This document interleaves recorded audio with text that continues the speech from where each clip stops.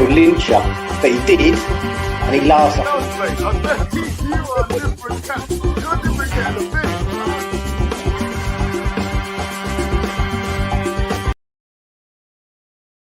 Hi everybody, Russ on the West Ham Network. Hope you are all safe and well.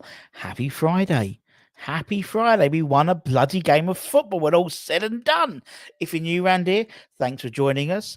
And if you're new, as I said, please consider subscribing, hitting the bell notification and all that good stuff. Giving us a little cheeky comment afterwards if you're watching this live. If you're not watching it live, if you're watching the replays, give it a little cheeky comment. All helps us out and much appreciated.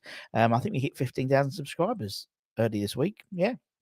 It's very good. Tonight we've got Irish Tommy on the Late Late Show. There'll be no press conference as such. That was done randomly like last night because of all travel and stuff like that. So we'll probably John T will be providing a video probably tomorrow. I think most of it's embargoed to 10:30 tomorrow night anyway. But we've got a few things. Hammers headlines tonight. Latest injuries. Moyes spoke about some of the injuries. Pre Larnaca game and post Larnaca game. Yeah, I think it's going to be a bit of a war of the wounded by the looks of it when we play Aston Villa on Sunday. But as we do always the day before, the night after, we put together our ratings. We give you opportunity to give us your ratings and all that good stuff. And as soon as that final whistle finished, we started concentrating on the Villa game. I appreciate that. But, just won a game that's, small mercies and all that lot. Tim's already given us all of his scores. Fair enough. Thank you very much, Tim. Bloody early. Jesus. Very early. 9 o'clock he did that. Was that last night? Jesus. Yeah. We won. The ratings doesn't matter. We just need to get the job done. Yeah, I agree, Matt. We didn't do the ratings for the Brighton game, really, because obviously it was so poor. So, small mercies. It'd be good to get your views on the team. For me, in terms of a synopsis of the game, we didn't get out of third gear. Arguably, we probably didn't need to get out of third gear as well. We did enough to get the job done. Wasn't exciting, wasn't inspiring, wasn't the reaction that we thought, or Anton thought particularly we were going to get. But we won the game, and it's now 7, it was technically 9 wins out of 9 in our European adventure this year. Obviously, the 2 wins against Viborg in the qualifiers as well.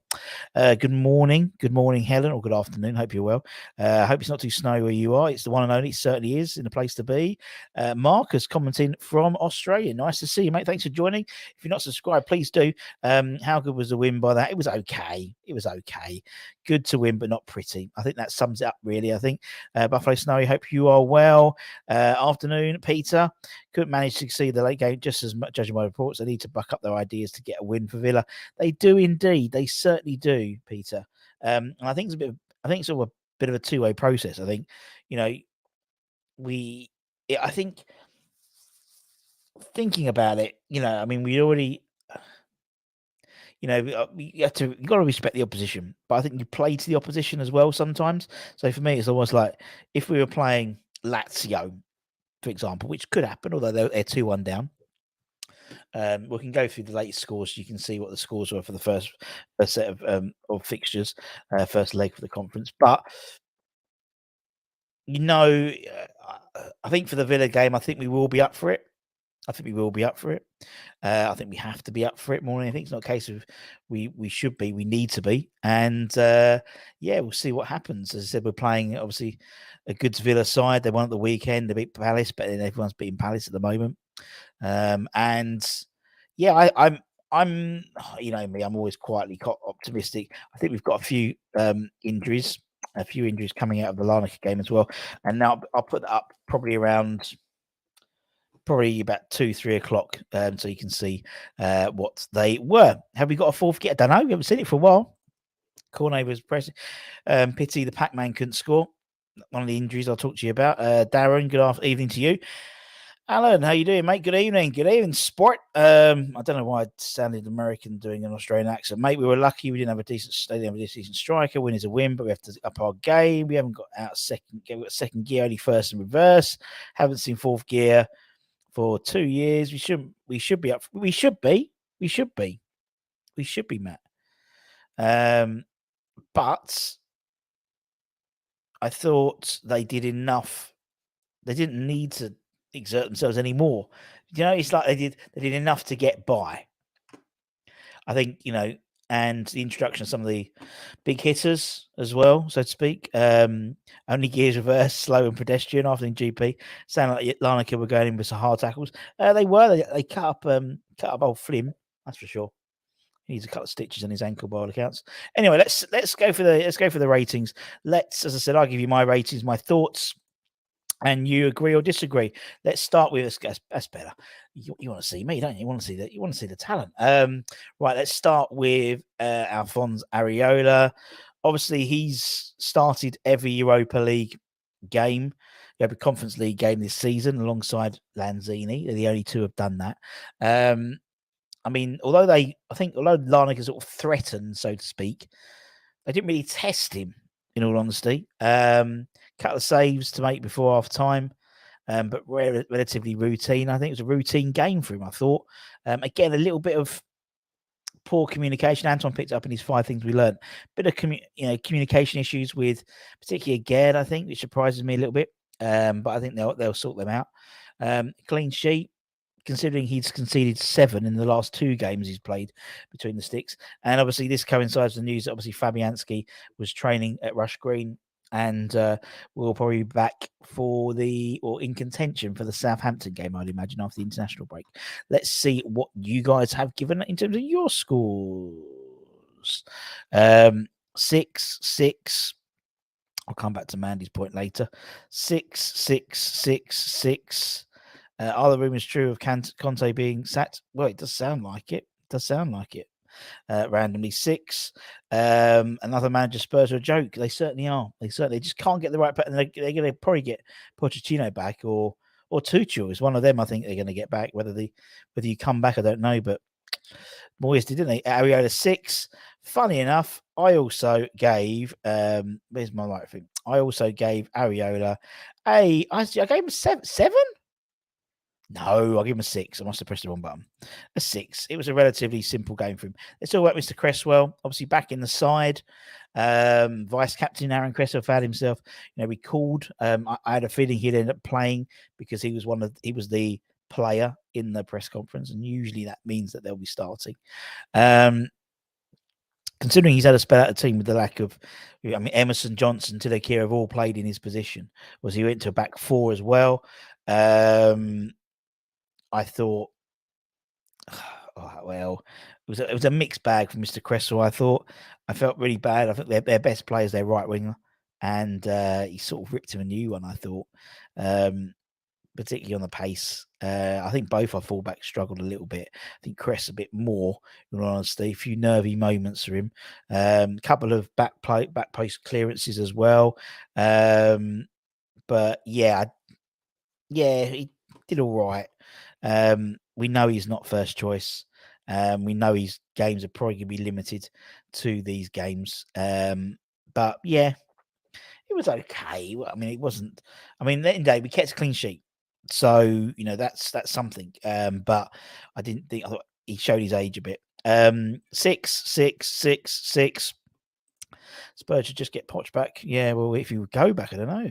7. And that's why I think all that stuff about him wanting to come to West Ham, I think it's just forced their hand, personally.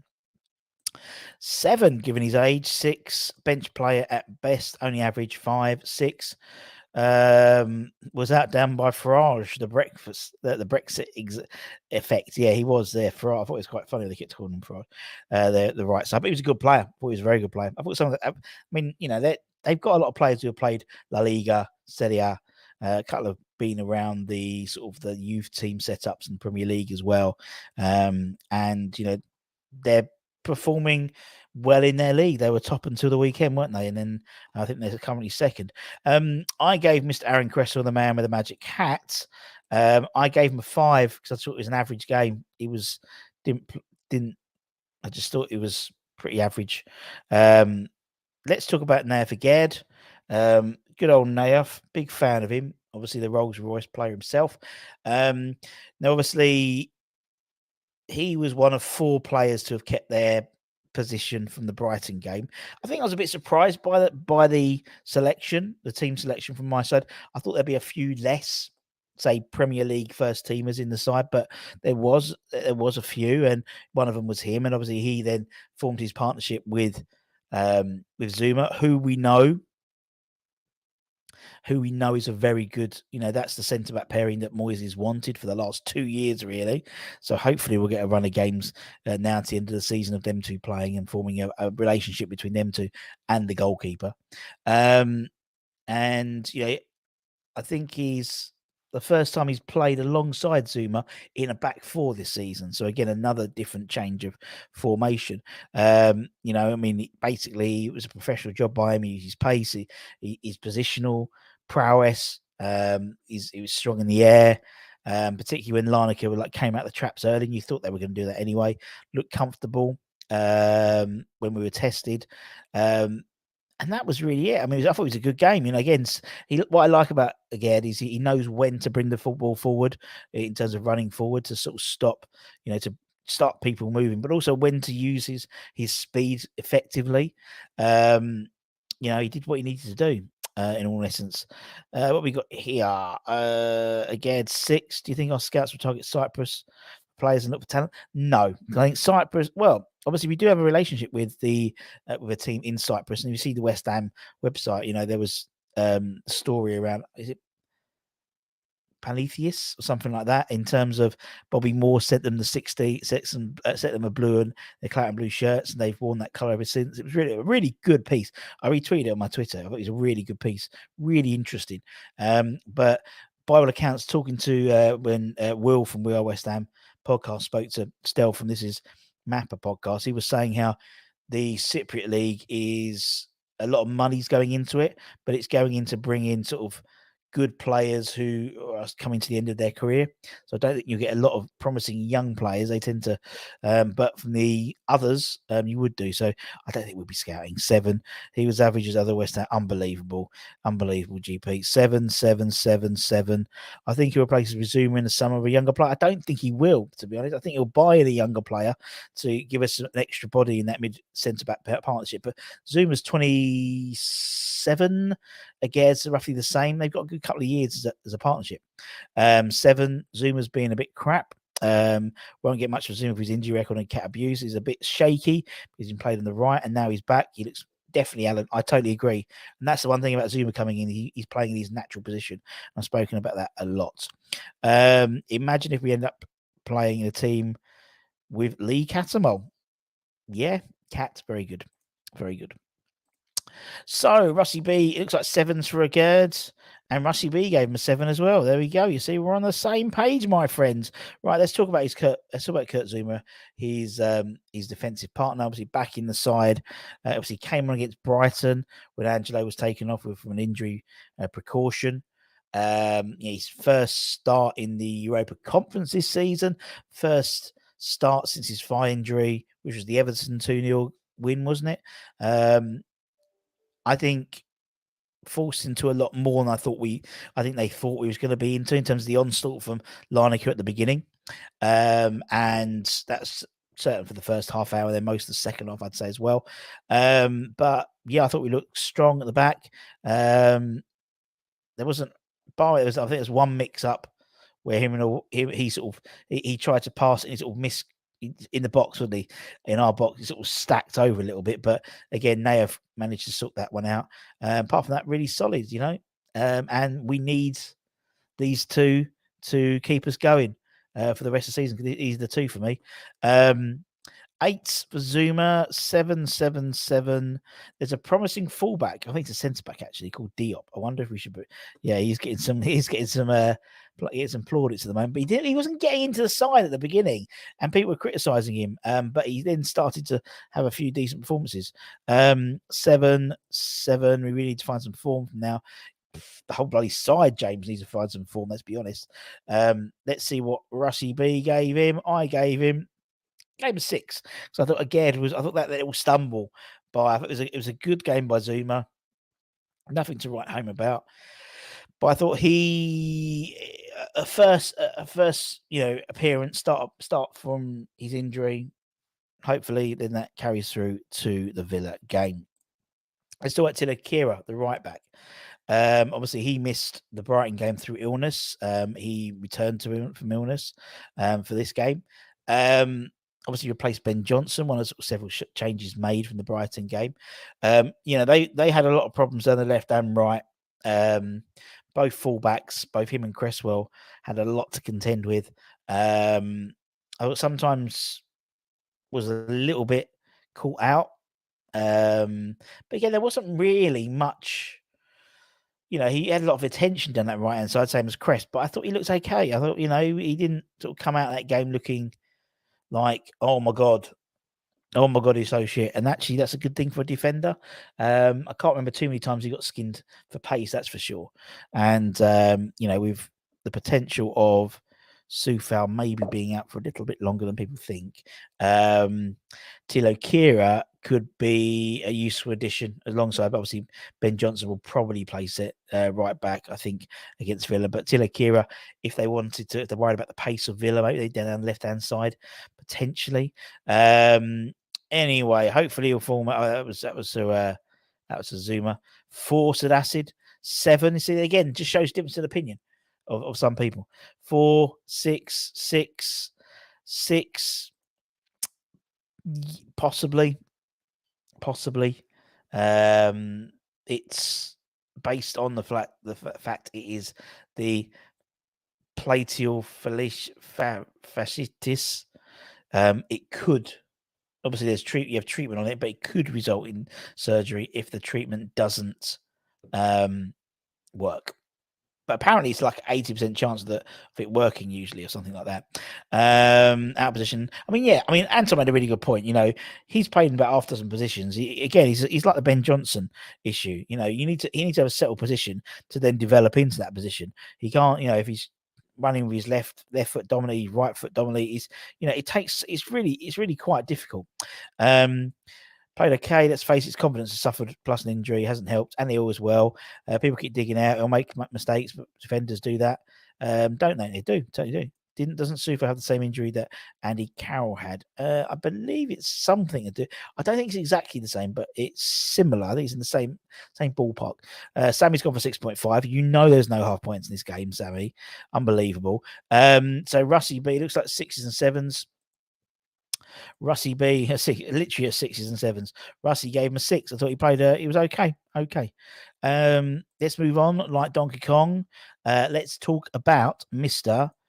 Declan Rice. Declan Rice in the side. Maybe a surprise inclusion. Maybe thought he might have given him the rest, but by the sounds of it, Rice wants to play every game for West Ham.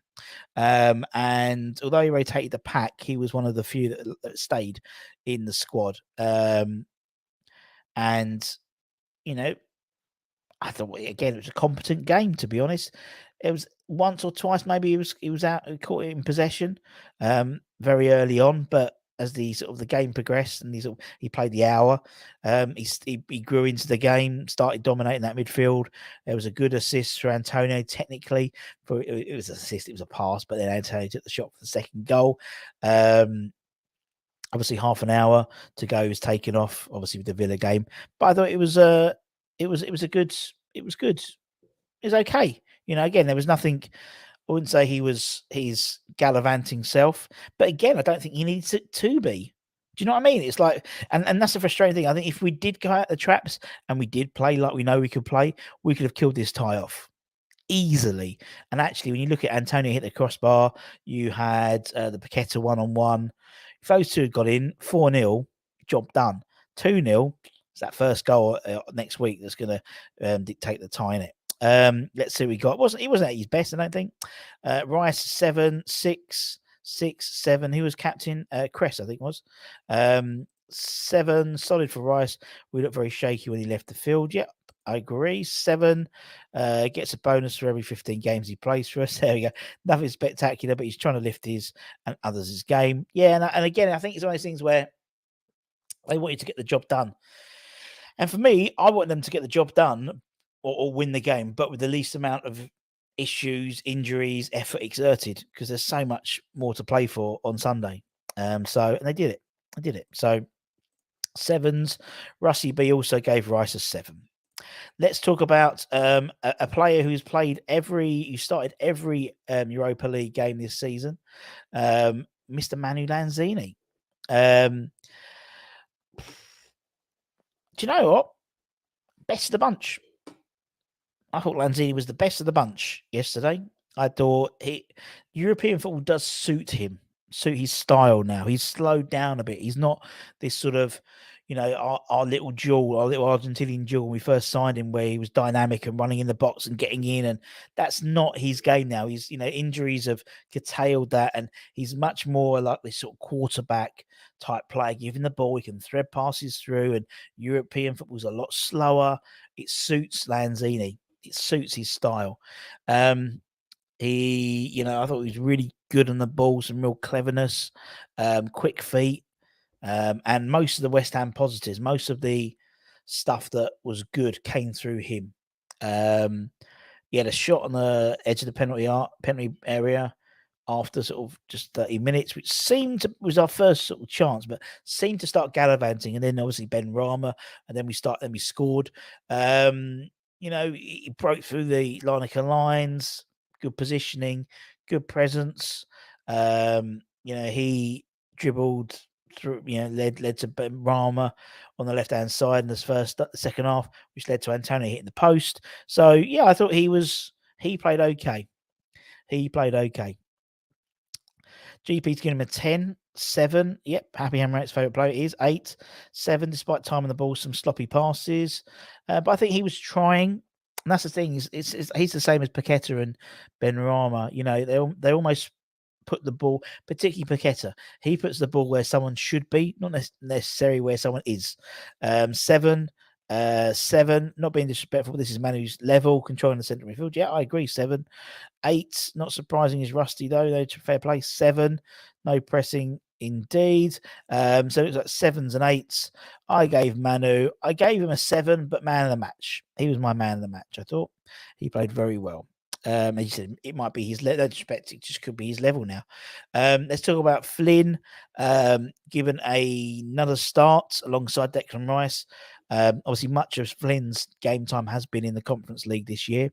I thought he moved the ball well at times. I thought there was sort of the setup for the second goal for Antonio. Not his best, not his domineering out, but I think he got a knock in the second half. And he got the booking, obviously, which means he's suspended for the home time, which he was frustrated about. I think he did it on purpose. To be honest, because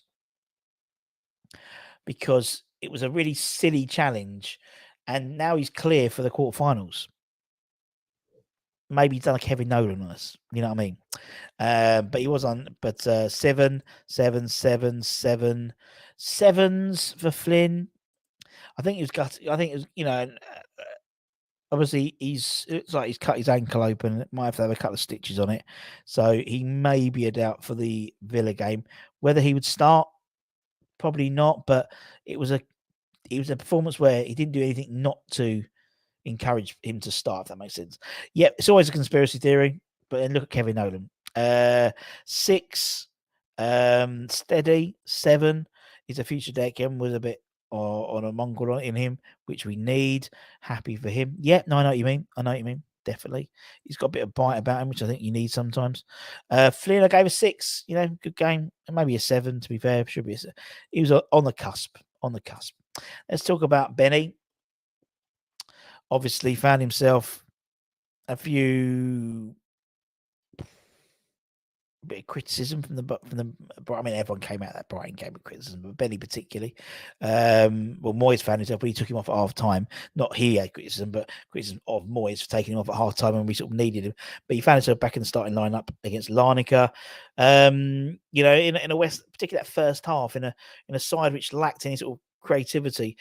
The stuff that was good came from Lanzini and Benrahma. There was a good run in the first half, which I think Lanzini had a good shot, and then Benrahma had started running down the side, a great little mini run on the left hand side, and then Antonio scored the header. So yeah, another assist for Benny, and then obviously linked up again early in the second half, and Antonio's shot hit the post. Obviously he was taken off, rather not taken out, it was taken off after 60 minutes. So a good sign, a good showing ahead of Villa. I imagine he goes in for the Villa game and plays and starts for sure. Hence why he was taken off at half time after 60 minutes, I'd say. What we got for Benny here? 8, 7, 8, 7. 7 was pretty good. Did lose a bit of running, needs to work on end product. Always has, mate.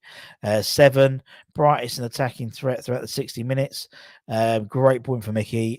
First goal, indeed. Russie B gave him a... What did I give him? I can't remember what I gave him. Gave him a 7. Yep, 7. Let's talk about Mickey now. No, sorry, Fornals. Let's talk about Fornals first. Good to see him getting a start as well. Obviously, the last time he played a European match was the FCSB game where he scored twice. And that was half of his tally in all competitions in terms of goals.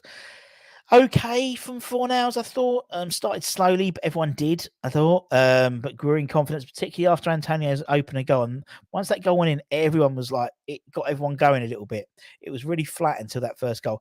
And then obviously towards the end, it got a bit better. And then the second half was just very flat. But the shot from distance, Fornals, which could have gone in, maybe, before half time, and then sort of played most of the game. Although he was down as a right winger, if anything, he was playing as a right wing back, I thought, to be honest. I don't know why my voice is just broken, but he has. And then obviously when Benny came off, he went to the right, he went to the left hand side until obviously Cornet came on. So again, shows his not flexibility, his adaptability. But yeah, 6, 6, 6, industrious as ever. 6, not sure his position. No, I totally agree. I think you're totally right, Andy. I would like to see I'd like to see Pablo playing in that sort of second midfield role for these European games. I think you could have gone in with Downs, and you might see it next Thursday. You don't know, because obviously after the Villa game, we don't play again in the Premier League until April. So next Thursday, we could go completely full squad, go all balls out, and we won't, because he won't, but there's the opportunity to do that and get some goals and go into the international break on a bit of a high. But if we don't, and we go for more of a Europa Conference League side, I'd like to see Fornals playing alongside Flynn in that middle with Lanzini, personally. Rusty gets all over the pitch. It's hard to work out what Pablo is supposed to be playing. I agree. He's what every team needs, a workhorse. 6, popped up on the left a few times. He did, particularly when Bowen came on and Benrahma came off. Russie B also gave him a 6. So we're on the same page today. It's quite nice. Let's talk about Mickey quickly. Obviously led the line after missing the trip to Brighton with concerns of his hamstring from the Man United game. I mean, obviously that was one of the not controversial things, but one of the things that everyone was questioning was Moyes' selection of Antonio over Scamacca. We all thought Scamacca was going to get minutes. He got half an hour. Didn't we do himself any favours, in all honesty? But Mickey came in. I mean, the first 35 minutes struggled, but again, everyone struggled the first 35 minutes. And then he sort of shot into life a little bit. The cross from Benrahma and a decent headed goal. He scored outside the box for the first time ever in his West Ham career, in all these goals he's scored. Good goal. First brace, apparently, since August 2022. So that's good for his confidence. Should have got a hat-trick. Could have got the perfect hat-trick. Left foot, right foot header. He got the header. He got the right foot, but he missed the left foot, didn't he? Hit the post. Taken off after an hour. Again, one of the potential injury concerns going into Aston Villa, feeling his calf, apparently. So he may be a doubt for the Villa game, but then imagine Ings would start, and obviously surely that would mean Scamacca would be the second striker, so to speak, in terms of options if Mickey's out. He's now West Ham's top scorer this season with 9 in all competitions. So there we go. But yeah, good game. I thought, It was okay. Hi peeps, how's it? We feel like she's in after we've said how great Lanzini was. 8 for Antonio, good hold up play once he got settled. 7, apart from his 2 goals in the second, with his goals, if he hadn't, a 5. Mickey 8 would have been 9 if that third had gone in. Antonio's a bit haphazard for the first 25. When he got the header, he seemed to go into it. The second was his best for a long time. 8 nice goals. The difference in the match, could have had the perfect hat trick. Was 5 for the first half, then got the 2 goals, making him top European goal scorer. Then he missed his chance to get a hat trick and went off. 7. Still our best striker. Danny Ings is still our best striker. Let's be honest. He's a good forward, Antonio, and I think he's a good option. He's not our best striker. I think Danny Ings is our best striker. He's a fault, because I mean there was a lot of. I mean the 2 goals, he took the goals well. Should have scored that third goal. And then the tie would have been over with, that's for sure. It was a good. I mean, second goal was very good, and he can do that. He's got that in his locker. It's like Carlton Cole. Carlton Cole, he is basically the modern day Carlton Cole. Carlton Cole had that in his locker, and sometimes you'd say, why is he doing it every week? And same with Antonio. I mean, but then in the next breath, he then falls over his own feet. So it is just basically Antonio, unfortunately. He'd never scored that second goal in the Premier League. Yeah, he wouldn't get time to score that for sure. That's for sure. Indeed. Antonio scored from outside last season. Now, actually, if you go and check that, I think it was on the line. I think everyone said that was his first goal, but when you go back and look at it, I think it was on the line. I had this debate with Rob Banks as well, and I think it was on the line. Anyway, so 7s and 8s, I gave Antonio 7. I thought he played okay. And I think that's the best score I've given him for a long time, in all honesty. Let's talk about some of the subs. Obviously, half time, we brought Bowen on. 60 minutes on, we brought Bowen, Souček, Skarmaka, a triple sub. Which was nice to see. A little bit frustrating because I would have obviously preferred Skarmaka to have started. Bowen, I mean, it was foul, kicked up in the air as always. I'm going to zoom through these. I'm not going to give them the scores because it's like he played half an hour.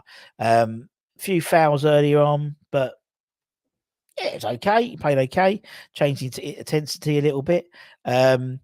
Then we had Mr. Souček. Obviously came on for Declan Rice, an hour to go. Struggled a little bit to get into the pace of the game, I think. But then when his defensive qualities, his height, okay. If I was rating him, I'd probably give Bowen a 6. I'd probably give Souček a 6, in all honesty. If we spoke about Skarmaka, he got 30 minutes. He looks short of minutes. Let's be honest. He looks short of minutes. He looks short of any match timings. And unfortunately, the problem is it's sort of a chicken and egg, really, isn't it? He needs to get game time, but if Moyes isn't giving him game time, how can he get game time? How can he get reps in his legs when he's not given the opportunity?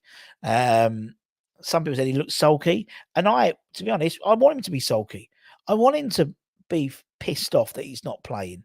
Antonio's pissed off when he doesn't play, and I want Skarmaka to. I want him to look like a sulky teenager, and I want him to do something about it because we've got the Italian international number 9 there, and I think unfortunately because of injury, he has fallen behind the pecking order, and I would be pissed off if I assumed that. And I said to Anton in the sort of the highlight show after, I'd be pissed off if I was meant to be. If I thought I was going to be starting and Antonio starts, I'll be pissed off if then he goes and scores 2 goals.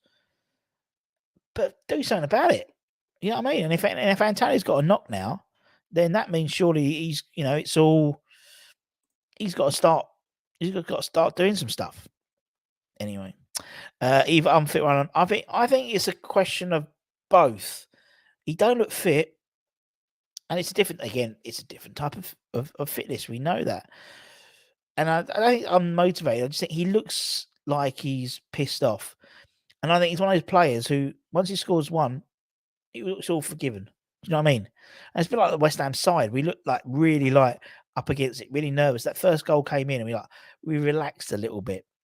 Skamaka looks like a player who feels like he doesn't belong. I agree. And it wouldn't. And if he decides to leave in the summer, I wouldn't blame him. Loved your Facebook. Yeah, I didn't want to. Yeah, it was pissed. I didn't want to go. What's name either? I didn't want to go. What's it called? Cyprus. It was lovely weather here. Haller 2.0 looks like someone slaps his cat. He's starting to look pissed off, and if he's here, he's gone. Even if we stay up, we've lost money on Skarmaka. G'day, Jim. Did you hear anything about Cornet? Did he survive our injuries? I'll put up the Hammers headlines very, very soon, and I'll give you all the injury updates in terms of that. Alan, he's been moised. Was here before with Haller, DJ ICB. The difference with Haller is he wasn't a Moyes player. He wasn't bought under the Moyes regime. He was bought under the previous regime. Now, Skamaka was bought under that. And, the reason why we haven't signed a striker in 3 years is because Moyes wanted to get it right. It could still be a function of the fact that he's not, hasn't got up to the Premier League. But, until recently, despite the fact hardly ever playing, he was our top goal scorer this season. Say yesterday that Antonio's taking over, and Skamaka ain't played half the season really. Same as Cornet. Until recently, Cornet was like one of our top assisters, and he hadn't played since October. But yeah, and then let's talk about. Have I got Cornet's picture? I don't think I've got Cornet's picture. Have I? Have I got Cornet's picture? No, I haven't. Anyway, and obviously then Cornet came on for 10 minutes, which again was a nice. It was a couple of subs. Obviously, we had Cornet and Paqueta. I mean, Paqueta came on. It was given most of the night off. He should have scored his first European goal of the season. No, from a pass from Cornet, shot straight at the keeper. I think he might have injured himself going for that. So. Check out the Hammers headlines later on today. We'll go into a little bit more detail. It might give a bit of credence why the shot was so tame. And then in terms of Maxwell Cornet, again, Moyes said, I don't think he was going to give Cornet any game time. Anton said he was. If you're gonna, I sort of understand if you take him with you, 5-hour flight, 5 hours back, someone who's just come back from injury, you surely would give him a time. But it's just the way Moyes was talking about him a little bit dismissively in terms of, he's going to come along, be involved in the squad. But anyway, he came on. I thought he looked sharp. He didn't give the ball away. His first appearance since October, 5 months out of the calf injury. That setup for a Paqueta was beautiful. Great turn and pass. And I imagine he'll be on the bench for the Villa game. Probably give him 30 minutes and then maybe start the Larnaca game next week, possibly. Who knows? I thought he played quite well. What we got here? Skarmaka and not Moyes' choice. He wanted Brozier or Lingard, but I think what me mean is it's a trend. Yeah, totally right. Would anyone want to start against Villa? Doubt it. I'd want him to start instead of Souček. I'd want him to play that 10 role, but he won't. Moyes has ruined Skarmaka. What is it with us shooting at the keeper all the time? Indeed. Can't pick the right pick and mix in the street shop, Andy. Yeah, again, it's another formation. It's another group of players. Everything's changed slightly. It always changes. PCAD said halfway through that half the players were coming back from injury, the other half had got a little game time, so that's why the performance was so shaky. I agree. And we won the game. So, again, it's one of those things where we come out of the game feeling really deflated, but we won the game. It's like when that Man United game, like last week, we lost and we were happy. Not happy we lost, but we happy with the performance. I think if you think about it, if we had a few more chances like Antonio chance, throughout the game, say we had 3 or 4 ones at the post or something like that, I think we'd be a bit more happy with the performance. But we knew it was going to happen. We knew that Larnaca it's their cup final. We knew they were going to turn up. We knew they were going to put a shift in. And then as they weren't converting the chances, you think we're going to nick one here. You could just sense the game. It's one of those games you could just sense.